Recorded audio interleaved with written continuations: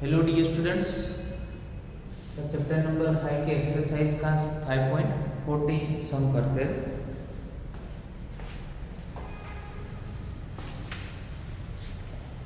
Figure 5.16 shows a position time graph of a particle of mass 4 kg. What is the force of the particle for t less than 0? मतलब यहाँ से ये time है और यहाँ पे आपको पोजीशन दी हुई है, ठीक है। एक्स एक्सिस पे क्या है, टाइमिंग है, और वाई एक्सिस पे आपको पोजीशन दी हुई है। तो एक तो t लेस देन 0 मतलब इस टाइम में आपको क्या करना है, इसमें कितना फोर्स अप्लाई हो रहा है वो फोर्स फाइंड करना है। सेकंड है आपके लिए t ग्रेटर देन 4 सेकंड मतलब greater than 4 second, that means ये वाला पार्ट, ठीक है। और t less than 0 less than t less than 4, that means ये वाला जो इंटरवल है वहां पे हमें फाइंड करना है। तो first of all t less than 0, यहाँ पे तो कोई इंफॉर्मेशन ही नहीं है, दैट मींस ऑब्जेक्ट वहां पे क्या है, स्टेशनरी है। तो ऑब्जेक्ट अगर स्टेशनरी है तो वहां पे एक्सेलरेशन 0 होगा, और एक्सेलरेशन 0 होगा तो your force will be 0। Okay, now what about t greater than 4?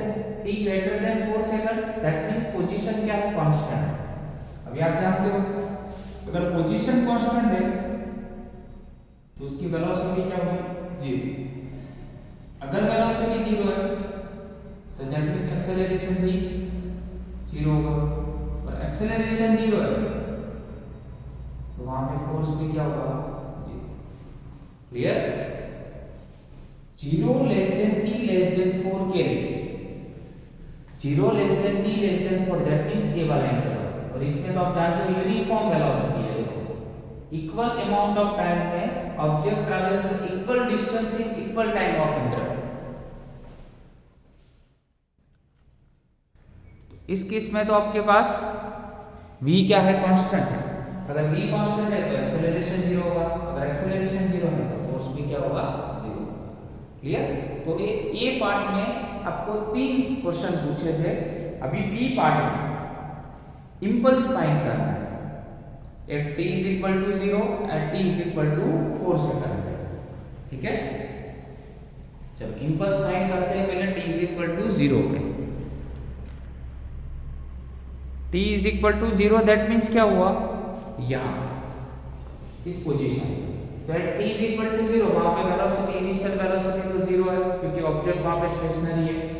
Eight t is equal to 0 velocity अगर फाइंड करनी हो, यहां से अगर ऑब्जेक्ट आगे जा रहा है तो ये जो स्लोप है वही उसकी वेलोसिटी है, क्योंकि y एक्सिस पे पोजीशन का डिफरेंस लेंगे और डिवाइड बाय टाइम का डिफरेंस लेंगे तो जो स्लोप ऑफ OA करेंगे, यहां पे लिख देते हैं स्लोप ऑफ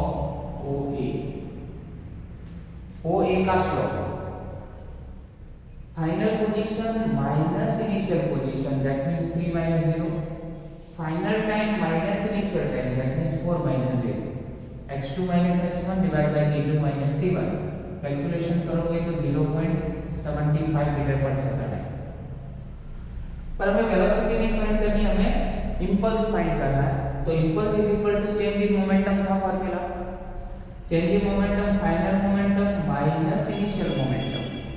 तो mv मतलब फाइनल माइनस mv0 इनिशियल, दोनों में से m common, v minus v0। तो v की वैल्यू यहाँ पे हमने फाइंड की 0.75 और इनिशियल कितना है, 0। तो 4 तो हमें दिया है मास, 4 into 0.75 करोगे तो 3 न्यूटन इंटू सेकंड आंसर है, ठीक है। अभी t लेस देन 4 के लिए दैट मींस ये वाला इंटरवल, इसके लिए अगर इंपल्स का कैलकुलेशन करें तो 0 less than t less than 4 में हम जानते हैं कि इनिशियल वेलोसिटी कितनी थी अपने पास, 0.75। क्लियर?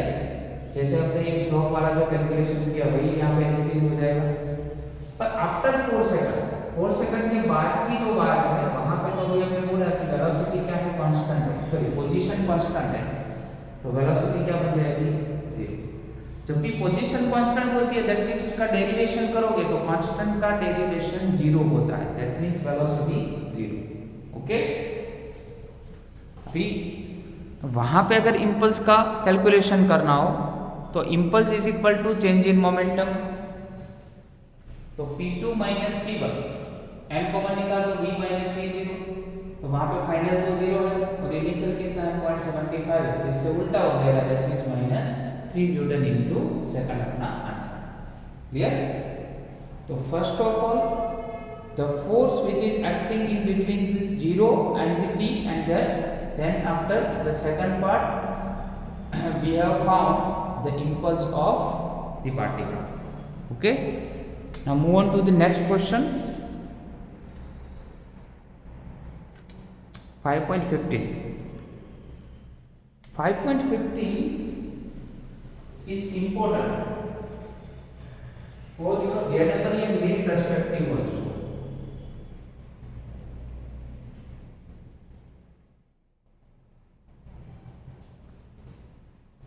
इसमें आपको दो ब्लॉक्स दिए हुए, M1 ब्लॉक जिसका मास 10 kg है, M2 ब्लॉक जिसका मास आपके पास 20 kg है, ठीक है, और दोनों के बीच में एक लाइट स्ट्रिंग बंधी हुई है, लाइट स्ट्रिंग से दोनों ब्लॉक को बाउंड किया हुआ है, ठीक है, और दोनों में आप जानते हो स्ट्रिंग है तो उसमें कौन सा टेंसाइल तो होगा। तो फर्स्ट ऑफ ऑल क्या करना है, फर्स्ट एक जो फोर्स है वो पहले बी ब्लॉक पे अप्लाई करना है, देन आफ्टर ए ब्लॉक पे अप्लाई करना है, और इसमें आपको टेंशन फाइंड करना है टी की वैल्यू, ठीक है। तो फर्स्ट केस में लेते हैं case first, force F is applied on block B. Block B का कैलकुलेशन मैं समझाता हूँ, ब्लॉक बी का ए का कैलकुलेशन अपने आप आपको करना है, ठीक है। चलो पहले तो याद रखो, अगर दो फोर्स अगर एक्ट कर रहे हैं कोई भी ब्लॉक पे तो कौन सा फोर्स ज्यादा है वो आपको पहले जानना है। तो देखो यहाँ पे इस साइड पे एक्सेलरेशन है क्योंकि फोर्स हमने इस साइड पे लगाया था, मींस ये फोर्स t से ग्रेटर है, तो F माइनस टी लिख सकते हैं। यहाँ पे आपको लिखना है F minus T is equal to क्या लिखोगे, तो ये फोर्स है तो फोर्स का फॉर्मूला था ma, m मतलब यहाँ पे m2 है और a इक्वेशन फर्स्ट हो गया। वैसे ही सेम इक्वेशन यहाँ पे बन सकता है, ठीक है। चलो इस साइड पे फोर्स कौन सा है, टेंसाइल, इस साइड पे तो कोई फोर्स है नहीं, इज इक्वल टू वहां पे मास कितना है m1a, ये हो गया सेकंड इक्वेशन। चलो पहले इतना समझ में आया, कंप्लीट, ठीक है। चलो अभी फर्स्ट डिवाइड बाय सेकंड करते हैं, या सेकंड डिवाइड बाय फर्स्ट जो भी करो आप, तो f minus t divide by t is equal to m2a m1, a cancel हो गया, चलो m1 क्रॉस मल्टीप्लाई करो और m2t, m1 की वैल्यू हमारे पास कितनी है 10, f की वैल्यू हमें दी हुई है 600 माइनस t फाइंड करना है, टेंसाइल फाइंड करना है, ठीक है। m2 है हमारे पास 20 और t की वैल्यू फाइंड करना है, ठीक है। चलो ये हो गया, यहाँ पे सीधा कैंसिल करोगे तो ये 2 हो गया, तो 600 minus t is equal to 2t,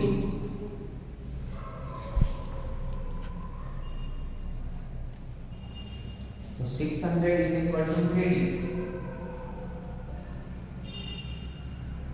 t is equal to 200 और ये फोर्स है दैट मींस न्यूटन। तो एक कैलकुलेशन हो गया, अभी सेकंड कैलकुलेशन के लिए हमको क्या करना है, तो एज इट इज जो भी ब्लॉक है ऐसे ब्लॉक बना दो, दोनों ब्लॉक के बीच में यहाँ पे स्ट्रिंग अप्लाई कर दो, यहाँ पे टेंसाइल अप्लाई है, m1 ब्लॉक है 10 kg का, m2 ब्लॉक है 20 kg का, और यहाँ से भी फोर्स है ऐसा। तो इक्वेशन में यहाँ पे आपको बता देता हूँ कि इस साइड पे अगर ब्लॉक मूव हो रहा है that means F minus T is equal to m2a होगा, तो सॉरी m1a होगा। दूसरा इक्वेशन यहाँ पे ग्रेटर कौन है, तो t किसको बैलेंस करता है, तो t is equal to m2a होगा। फिर से एक बार I repeat, F minus T is equal to m1a. Second equation, t is equal to m2a. Then divide third equation with 4 and you can get the value of tension. Okay, तो second part आपको homework करना है। 5.16 ये पुली का जो mechanism है वो भी जेडबली और नीट के लिए बहुत ही इंपॉर्टेंट है। अगर आप रेफरेंस बुक 5th चैप्टर के लिए रिफर करोगे तो इस टाइप के एग्जाम्पल आपको बहुत सारे जानने को मिलेंगे। ठीक है, बहुत सारे एग्जाम्पल आप सोल्व भी कर सकते हो। एक एग्जाम्पल अगर समझ में आया तो आप एग्जाम्पल सोल्व कर सकते हो। तो 5.16 two masses 8 kilogram and 20 kilogram are connected at the two ends of a light inextensible strings that go over a frictionless pulley. देखो, go over a frictionless pulley। यहाँ पे मास कितना है m2, यहाँ पे कितना है m1। ठीक है, ऑब्वियस आप जानते हो कि 12 kg है वो 8 kg से ग्रेटर है। दैट मीन्स पुली जो है इस तरह से जो स्ट्रिंग है ओवर टू दी पुली ऐसे नीचे की तरफ आएगी। ठीक है, फिर से एक बार ये ऊपर जाएगा और यहाँ से डाउन आएगा, इस तरह का मैकेनिज्म बनेगा। ठीक है, find the acceleration of the masses and the tension in the string when the masses are released. तो हमें क्या फाइंड करना है? Find the acceleration of the masses and the tension. Acceleration find करना है और मास फाइंड करना है। ठीक है, if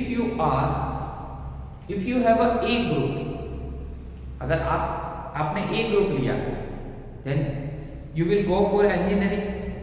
I mean if you choose the branch of mechanical engineering, अगर मैकेनिकल इंजीनियरिंग में अगर आप जाते हो तो मैकेनिकल इंजीनियरिंग में एक पूरा एक सब्जेक्ट इंजीनियरिंग मैकेनिक्स EM, उसमें पूरा मैकेनिज्म, पुली का मैकेनिज्म है, ब्लॉक का मैकेनिज्म है, सारा उसमें आने वाला।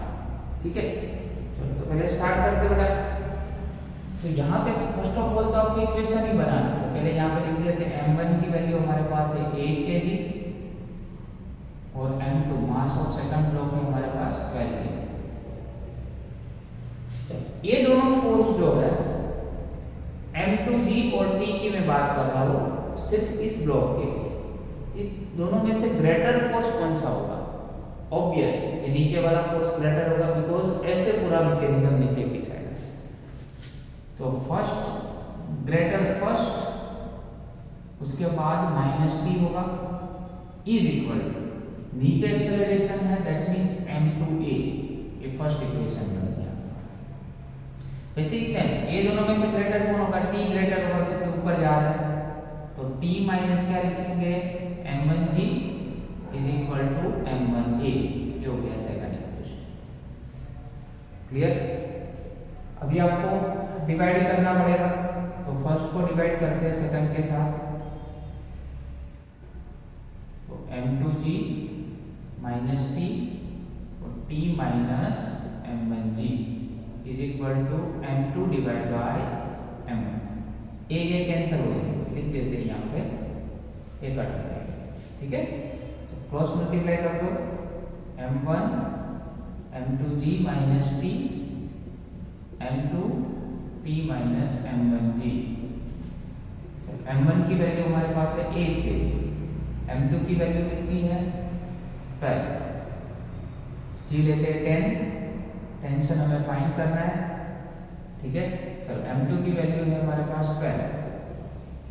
चलो t की वैल्यू फाइंड करनी है, m1 की वैल्यू 8 इंटू 10। यहाँ पे पहले तो कट कर सकते हैं। तो 4 3 जा एंड 4 2 जा, तो 2 120 minus t 3 t minus 8। Cross multiply कर दो, यहाँ पे अंदर मल्टीप्लाई कर दो तो 240 हो जाएगा माइनस 2t 3t माइनस 240 इस साइड का लेके आओ तो 480 बन जाएगा इज इक्वल टू 5t। तो 480 और डिवाइड बाय 5 करोगे तो 5 पहले तो 9 जा हो जाएगा 45, 3 बचा यहाँ पे 6, 5 6 जा हो गया 30, मतलब 96 न्यूटन होगा। कितना होगा? 96 न्यूटन। चलो तो टी की वैल्यू मिल गई। ओनली हमें टेंशन नहीं फाइंड करना था, एक्सेलरेशन भी करना था। That means from equation first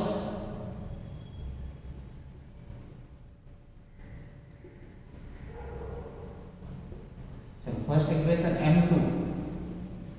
m2 की वैल्यू हमारे पास 12, g की वैल्यू 10 माइनस टेंशन अभी है 96 इज इक्वल टू m2 की वैल्यू है 12 इंटू a फाइंड करना 120 माइनस 96 और 12a। चलो ये हो गया 24 is equal to 12a, so then a is equal to 2 metre पर सेकेंड स्क्वायर। ये हो गया टेंशन की वैल्यू 96 और एक्सेलरेशन हो गया 2 मीटर पर सेकेंड स्क्वायर। तो जैसे मैंने आपको बताया आज के जो सम है उसमें 5.15 और जो 5.16 है वो जेडबलई और नीट के लिए बहुत ही इम्पोर्टेंट है। ठीक है।